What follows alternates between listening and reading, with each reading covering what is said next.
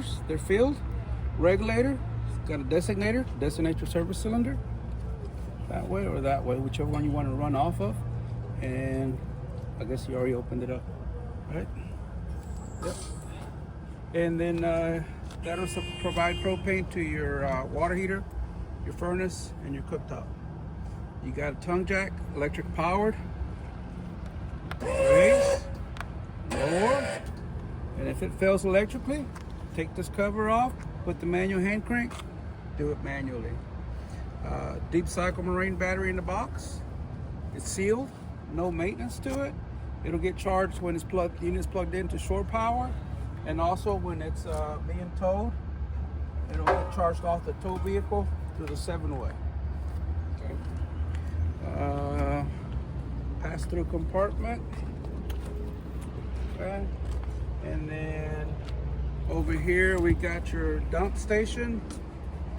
You got your black dump valve for black water, which is water from your toilet, black handle. Gray water, which is vanity and shower and sink water. It's all right there. So gray, they're color coded. Try to keep these valves closed at all times. Only open them to empty the waste and then close them back up. Don't let the waste free flow through the black tank. Okay, basically this is simple shower, utility shower. Simple wand, hot and cold water. Come back around. You have stabilizer jacks on each corner. So you got 2 in the rear, 2 in the front. Those are basically to just help stabilize the unit, not to level it. Just help stabilize it. Okay, don't overload them. Your power cord, 30 amp hookup, goes back into the hatch or plug it in. You have a holding tank to carry clean water. That's where it goes in if you need to carry water with you. If you don't add it, get rid of it. City water hookup. This is where you hook up to your city water connection. It's labeled. Furnace, intake and exhaust. Okay, that's what's going to provide the heat in the wintertime. We'll come back around. Water heater. You have a 6-gallon tank water heater. It's only going to heat your water with propane. The control switch is on the inside. We'll point it out once we go inside. Out here, we have an anode rod. This is where you're also going to drain the water from. If you need to drain the water out for winterization purposes, if you do remove it, inspect the anode rod, see if you need to go back with a new one, because they do wear down. There, okay? 1/16" socket to remove. Okay. Watch your step, keep coming back around. You got your powered awning, switches inside. Let me go ahead and run it out.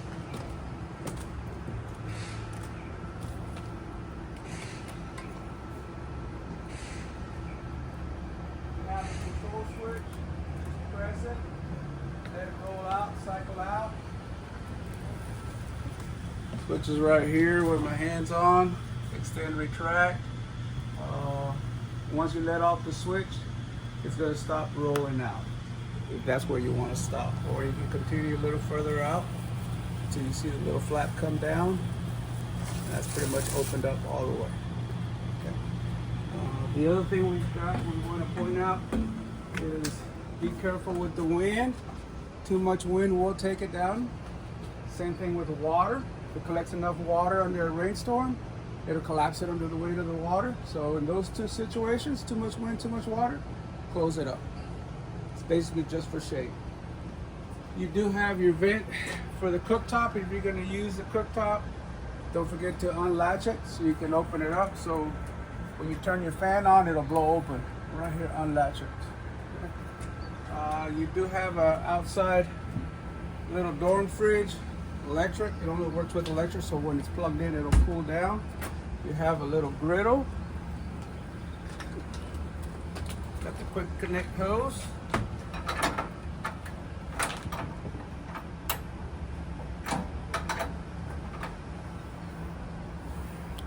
Back to this side. This side's going to be the same way. Got the cross valve shut off. Push the collar back, engage. Once it's engaged, open the gas valve. And and we can start it.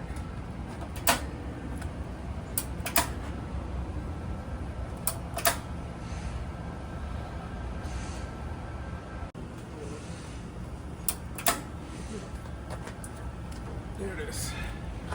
It's lit. You can see the flame. See it? Yep. Pretty simple. To disconnect, make sure you shut off the propane. Push the collar back. Put this back on, keep mud daubers from getting in there. Disconnect back here, put the collar back, disconnect. Couple your hose.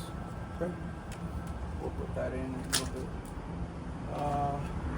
The other thing you may want to consider is inspecting the roof, maybe once every 6 months.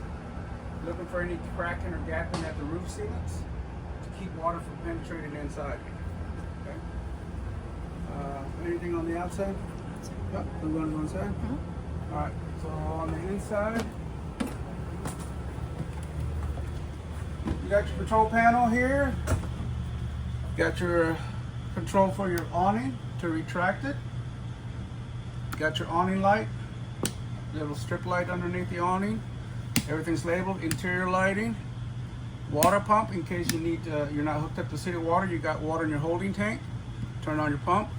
If you're hooked up to city water, you don't need the pump on. You can leave it turned off.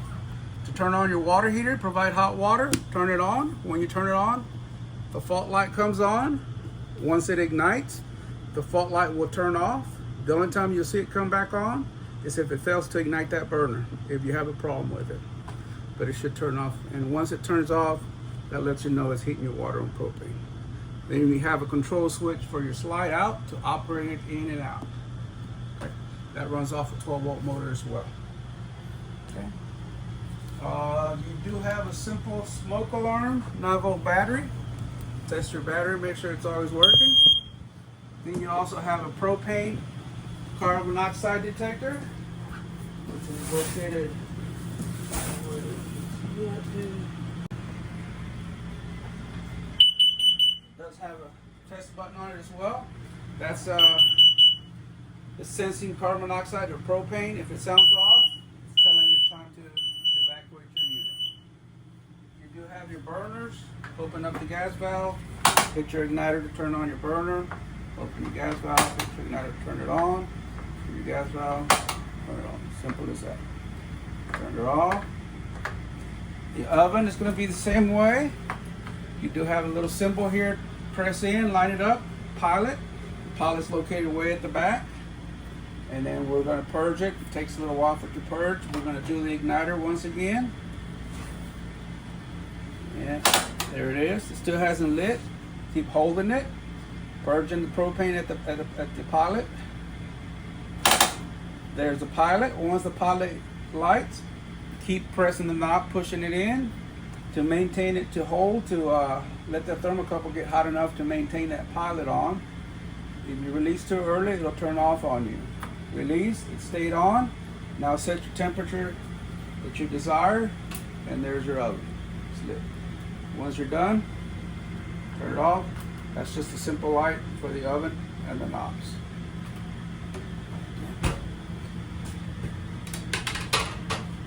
You got your light, then a hood. Simple microwave, power panel, 12-volt feast panel, anything that's 12-volt related, your 120-volt circuit breakers. The 30 amp is your main breaker, so you're limited to 30 amps as a max. Don't overload it. Okay. And then of course you got your wall thermostat for your air conditioning and furnace. Control switch for the mode selector, temperature setting up and down. Don't forget your GFCI in case it trips. That's where you reset it. You got another GFCI to reset there, in addition to the other one. Then on the toilet, always add water to the bowl first before using. The instructions are right here on the lid. But press down on the foot pedal just enough to let water in, and when you're ready to flush, open it up all the way. You're going to prep your holding tank with enzymes and about 3 gallons of water to start off. Once it reaches a level that's pretty close to full, 2/3 full, empty the waste, close the valve, start over again with your enzymes and water. And the only thing that goes into that tank, if you're going to dispose of the tissue paper, make sure it's septic safe at the very minimum, or the RV paper, because you want it to break down and wash out. In the bedroom, basically pretty simple storage, light switch, emergency exit window, pretty standard. The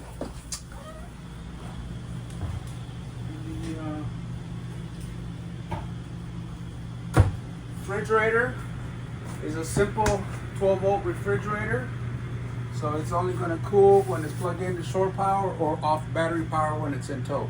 Basically a 12-volt refrigerator. Okay, so pretty standard.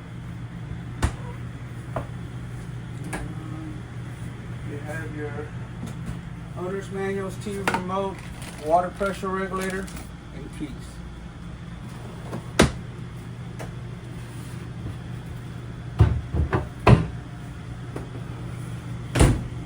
What else?